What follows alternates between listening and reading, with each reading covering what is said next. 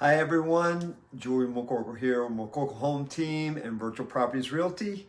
Are you ready to purchase a home but not sure where to start? Buying a home can certainly feel overwhelming, but these 8 simple steps make it certainly doable.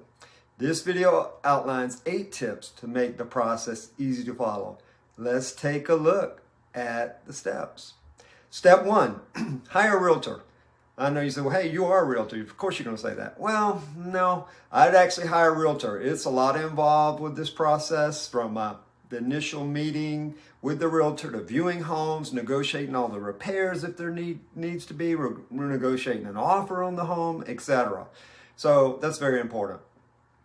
The second step is to get pre-approved by a mortgage company or a bank to see how much you qualify for.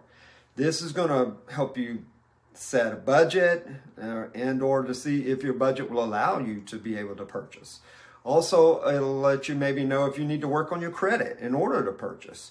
Let you know, hey, there's some programs out there that require no money down. There's some with 1% down, 3% down.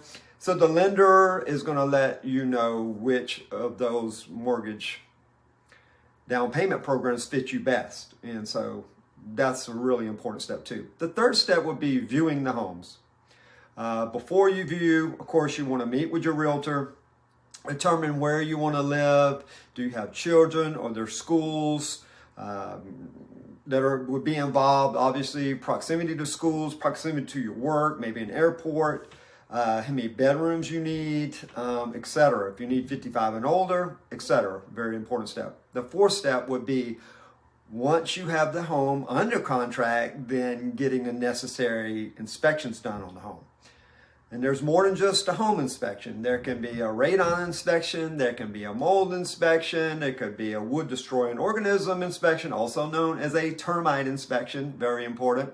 Also, if you're in a rural area, perhaps the home is on a septic tank and you'd want to have a septic tank inspection as well, or septic inspection. All of those are very critical. And what the realtor can help you do, let's say you go to buy the home and there's a bunch of rotted wood around the windows, and they can help negotiate the seller to have that repaired before you close, or give you an allowance towards that after closing. The fifth step would be, again, going ahead and making sure that's negotiated, those repairs that are needed, like I was just talking about. If there's something that needs to be done and it's pretty substantial, you may consider, hey, I don't want to move forward, and you want to terminate and get your earnest money back.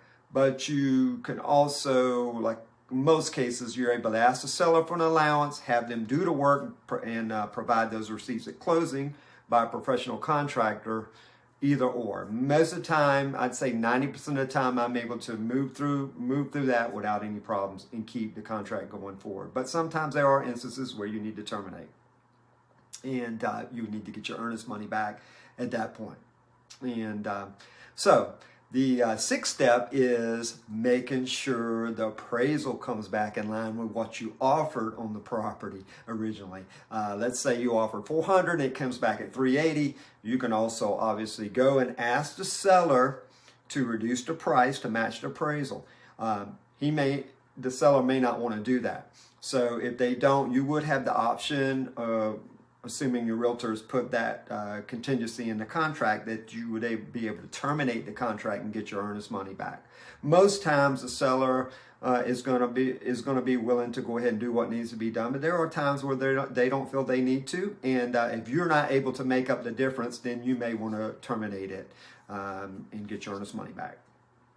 The seventh step is going to be doing your walkthrough to make sure any repairs that you've asked the seller to do, they have been completed and completed correctly.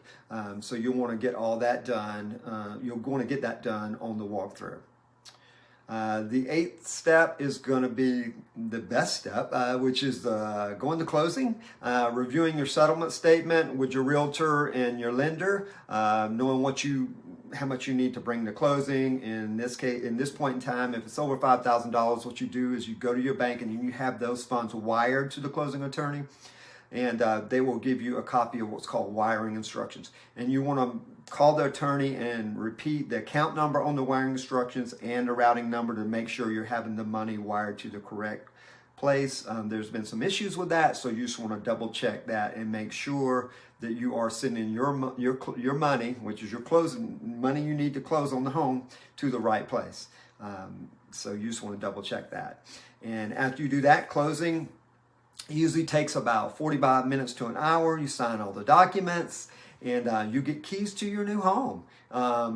Every now and then, the seller will request a day or two or some time that they'll need to be in the home to get moved out. But I'd say 75% of the time, you get the keys and you're able to move in right then. But that, if they do need time to be in the home, you'll have that negotiated out before, and you'll be a homeowner.